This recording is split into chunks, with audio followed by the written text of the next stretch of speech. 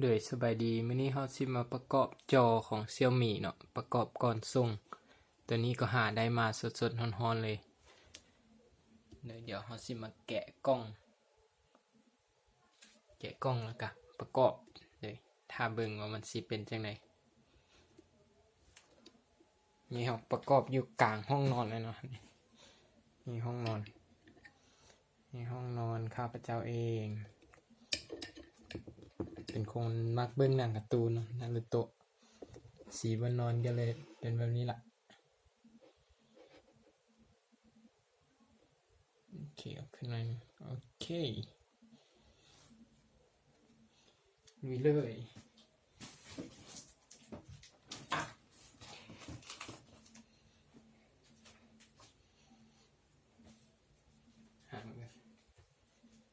หาอุปกรณ์กันเว้น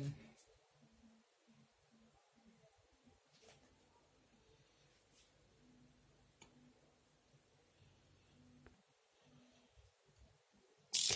เราก็ได้อุปกรณ์แล้วเดี๋ยวผมมาแกะ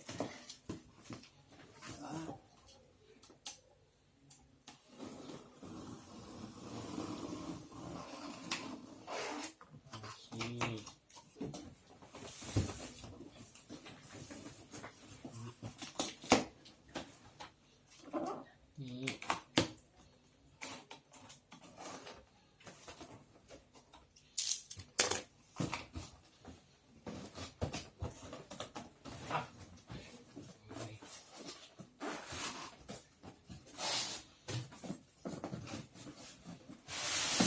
ประกอบคนเดียวก็เลยต้องเริ่มนอนเลยซะเดี๋ยวหลุดมือแตกมายุ่งเลย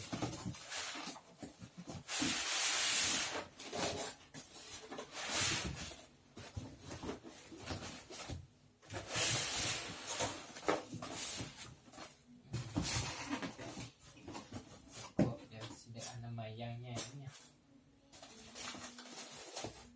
โอเคในนี้ก็จะมีขาจับพวกสายพวกสิ่งอะไรสายไฟขาตั้งน็อต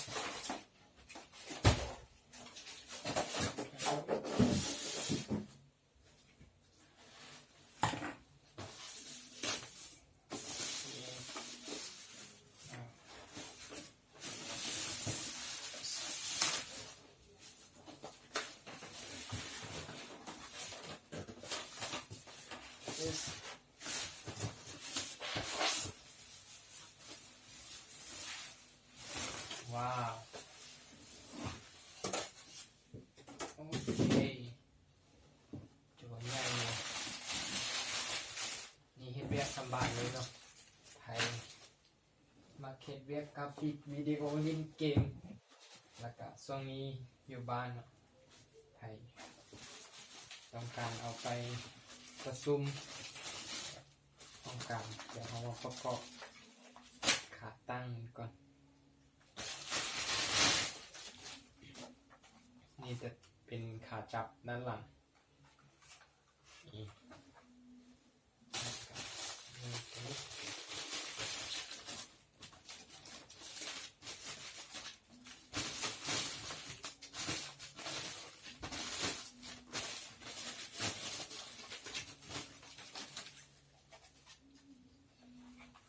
นี่กับประกอบเลยนี่ที่ประมาณนี้จะหาน็อตนะนี่จ้ะ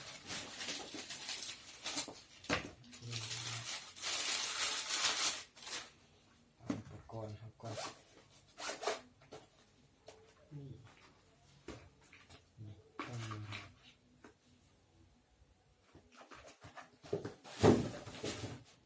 เดี๋ยวบางทีก็ได้ใส่อุปกรณ์หัดมีตัวนี้อยู่เดี๋ยวเป็นตัวสร้อยจับ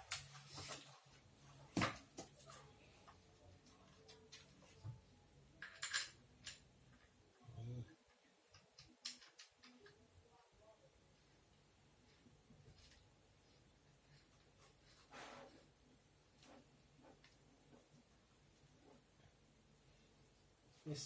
แน่นนะแน่นนะโอเคร้อยเนี่ยอันนี้จะใส่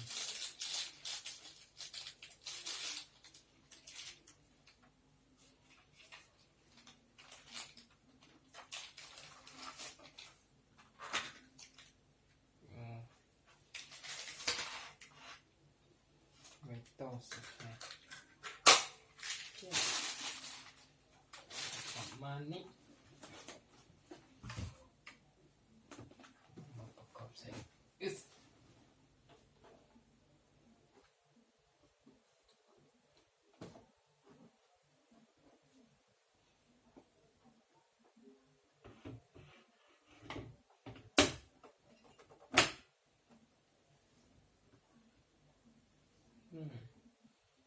ล็อกเลย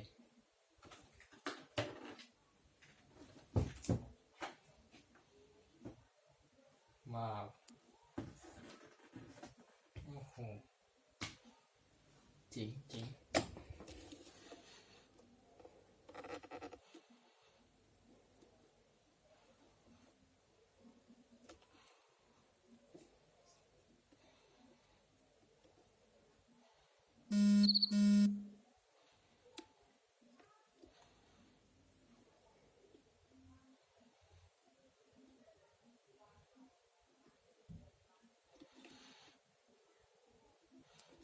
เดี๋ยวเอาไปเทียบใส่โจกเก่า